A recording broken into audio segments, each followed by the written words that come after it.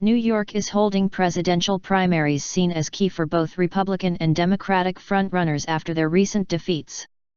Democratic hopeful Hillary Clinton, a former senator for New York, is expected to win against Brooklyn-born Vermont Senator Bernie Sanders. For the Republicans, Queens-born Donald Trump is likely to come ahead of Texas Senator Ted Cruz. Wins will put Mrs. Clinton and Mr. Trump closer to securing their nominations. As Mr. Trump cast his votes at Central Synagogue in Manhattan on Tuesday morning, he said, "It's just an honor, and my whole reason for doing this is to make America great again." Mrs. Clinton voted with her husband, former President Bill Clinton, near their home in upstate Chappaqua. They hope big victories in the delegate-rich state will help them regain momentum and overcome criticism over the strength of their campaigns.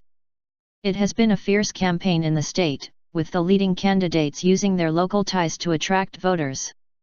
Hillary Clinton was twice elected senator for New York, and a defeat there would be a devastating political blow. Whereas Mr. Trump, who was born in the New York City borough of Queens, lives in a building bearing his name in Midtown Manhattan.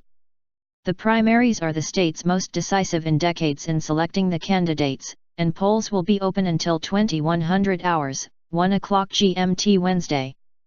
Mrs. Clinton's side sees the vote as a make-or-break moment, and they say a victory there will virtually seal her Democratic nomination. Opinion polls have given her a lead over Mr. Sanders, who has won 7 out of the last 8 state votes.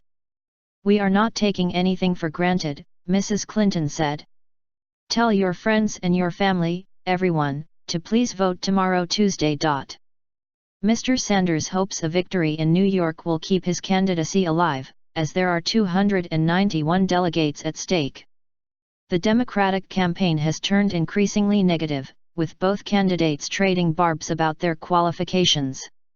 On the eve of the primary, Mr. Sanders accused Hillary Clinton of campaign finance violations, an allegation her team denied.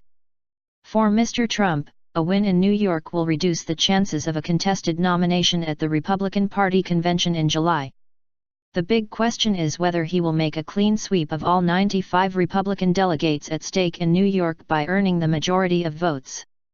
Polls have given him a clear lead over Ohio Governor John Kasich and Mr. Cruz. The Texas senator has had a poor performance in New York following an earlier comment in which he accused Mr. Trump of having New York values. Mr. Cruz made a few television appearances on Monday defending his remarks, but was already eyeing voters in Pennsylvania, which votes next week. In a campaign event in Buffalo, Mr. Trump told his supporters that no New Yorker could vote for Mr. Cruz, who did not represent what we need.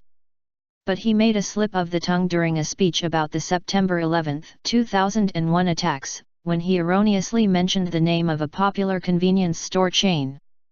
"It's very close to my heart because I was down there, and I watched our police and our firemen down at 7-Elevens, down at the World Trade Center right after it came down, and I saw the greatest people I've ever seen in action," Mr. Trump said.